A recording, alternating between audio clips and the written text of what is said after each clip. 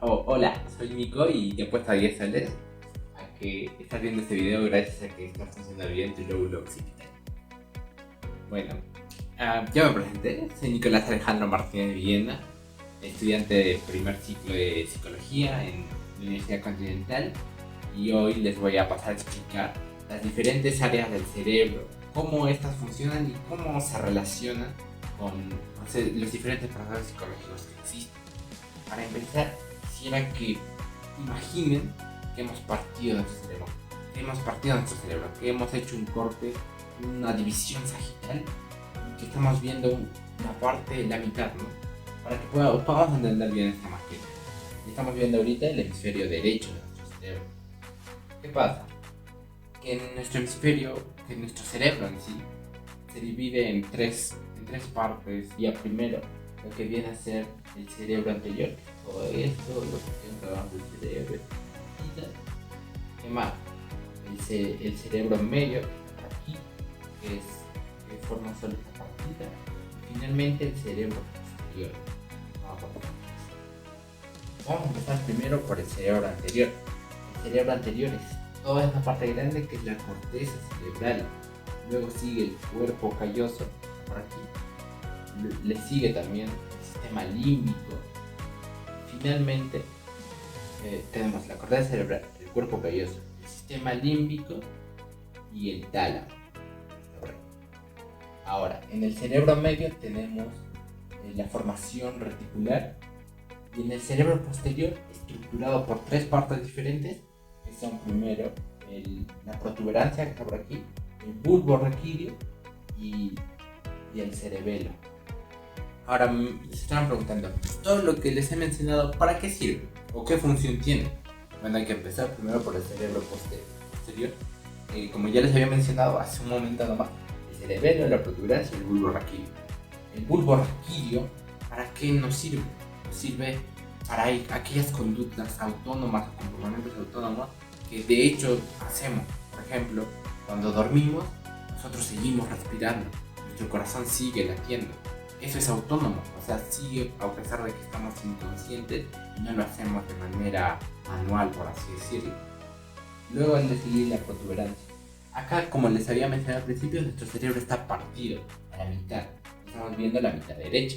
¿Qué pasa? Que si nosotros tuviéramos la otra mitad aquí, la mitad izquierda, lo que los uniría sería la protuberancia, esa misma que vamos por aquí. Y finalmente el cerebelo. El cerebelo controla funciones motoras de nuestro organismo, de nuestro cuerpo, pero también funciona como un apoyo general, sobre todo y sutilmente en procesos sensoriales, cognitivos y afectivos. Ahora vamos a ir al cerebro medio. ¿Qué es el cerebro medio? Esta partita que está aquí es la formación reticular. La formación reticular nos ayuda a controlar o a gestionar lo que son los niveles niveles excitatorios, niveles de alerta en todo nuestro organismo, en todo nuestro cuerpo. Y finalmente tenemos lo que es el cerebro anterior, formado por la corteza cerebral, que es todo esto que vemos aquí, que nos da procesos, que nos brinda un control sobre los procesos sensoriales y el control motor de nuestro organismo. Pero lo que más resalta de todo nuestro corteza cerebral es que forma y almacena la memoria. Luego tenemos el cuerpo calloso, que su función principal es la de comunicar ambos hemisferios. En este caso estamos en el hemisferio derecho. Si ven el hemisferio izquierdo, lo que los comunica es el cuerpo calloso. Tenemos el sistema límbico. El sistema límbico, donde se encuentra la más importante de todas las glándulas, que es la glándula pituitaria, que la podemos ver aquí en amarillo. Y esta nos ayuda a controlar nuestras emociones y nuestros comportamientos motivados, como lo pueden ser el hambre o la sed, o nuestro comportamiento sexual. Y finalmente tenemos al tálamo. El tálamo que está por aquí.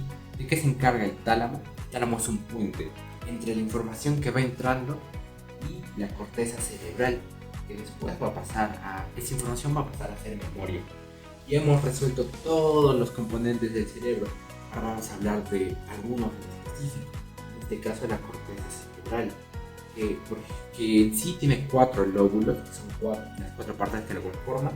De rojo tenemos el lóbulo frontal. ¿El lóbulo frontal de qué? ¿Para qué es el lóbulo frontal? El lóbulo frontal produce habla, produce lenguaje y tiene funciones motoras y ejecutivas.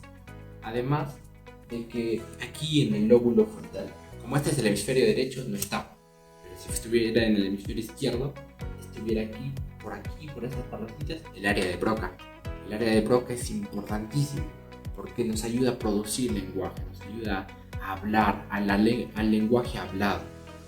¿Qué más? Aquí tenemos el lóbulo parietal. El lóbulo parietal se encarga, para hacer un ejemplo así claro y conciso, todo lo que podríamos hacer con nuestra mano, o que no podríamos hacer, pero sobre todo lo que podemos hacer, tocar, sentir, y digamos tú tocas una tetera hirviendo te vas a quemar. Entonces, ¿qué sientes también? La temperatura. Y si tocas un cubo de hielo, también sientes la temperatura. Puedes tocar, puedes percibir, y también ¿qué puede pasar con tu mano? Puedes sentir dolor. Entonces de eso es lo que se encarga el lóbulo parietal, de las sensaciones, del tacto, de lo que puedes percibir con el tacto. Ahora tenemos el lóbulo temporal. El lóbulo temporal está por aquí, por esta parte. Y si lo vemos bien, entonces está cerca de nuestro oído. ¿Y en qué nos sirve esto? Pues justamente eso, deducible.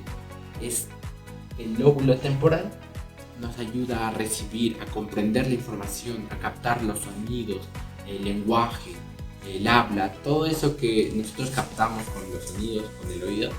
De esto, de gestionarlo, de controlarlo, de comprenderlo, se encarga el lóbulo temporal. Y aquí también hay otra parte importante que es el área de Wernicke.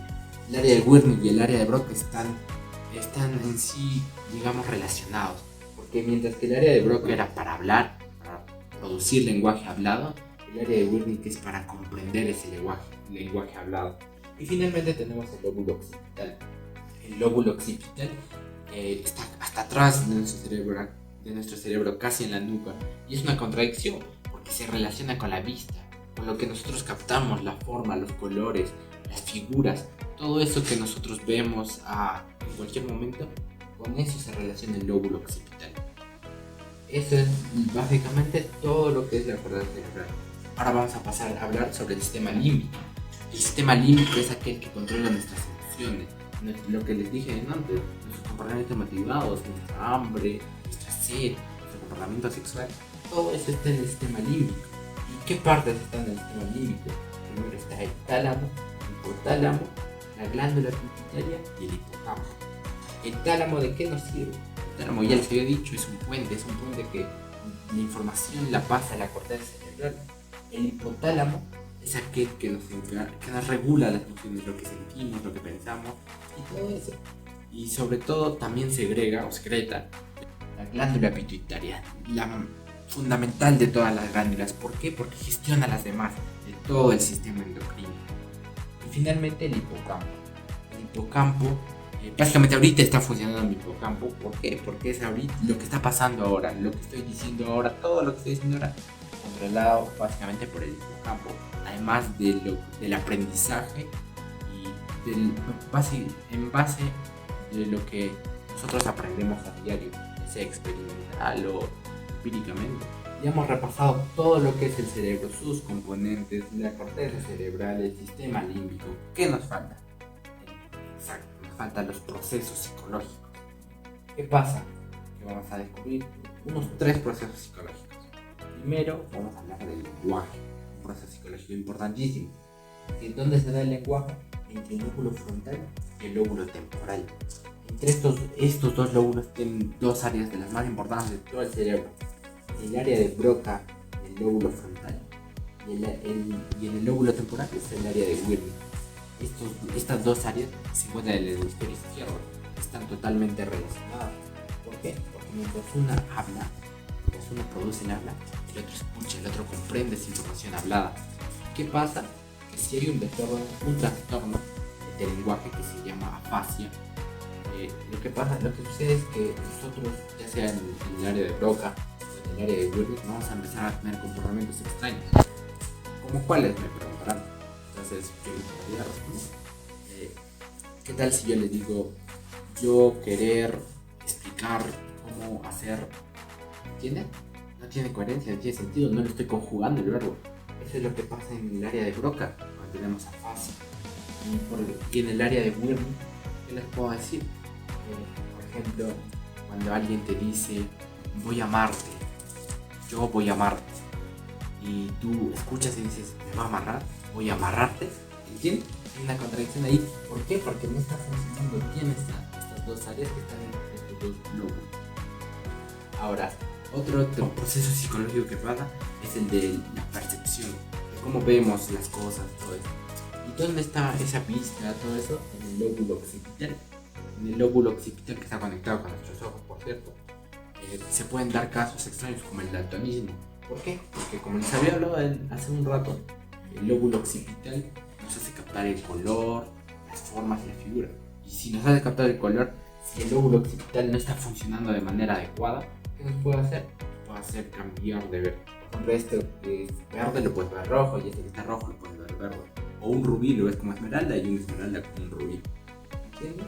Eso es básicamente un trastorno que se da, que es el daltonismo en el lóbulo occipital. Ahora les paso a hablar del último proceso psicológico que se da, que es el de sentir, ¿no? ¿Qué pasa aquí? Vamos a mencionar tres áreas importantes del cerebro medio y del cerebro anterior, que sería la formación reticular, el hipotálamo y la glándula pituitaria. ¿Qué pasa entre estos tres? ¿Por qué son importantes? Porque aquí están las tres conexiones principales de la dopamina. ¿Qué es la dopamina? Es un neurotransmisor. ¿Qué sucede con la dopamina? Que si nosotros tenemos un nivel bajo de dopamina, vamos a sufrir de Parkinson.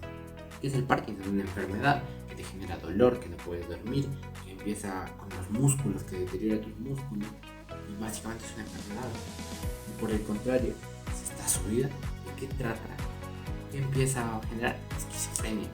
Empiezas a escuchar voces, empiezas a ver cosas, empiezas a alucinar, y tanto tu lóbulo occipital, que es el que ve, empieza a alucinar cosas, o tu lóbulo temporal, que es el que escucha. Igual empieza a alucinar, empieza a escuchar voces donde no las hay.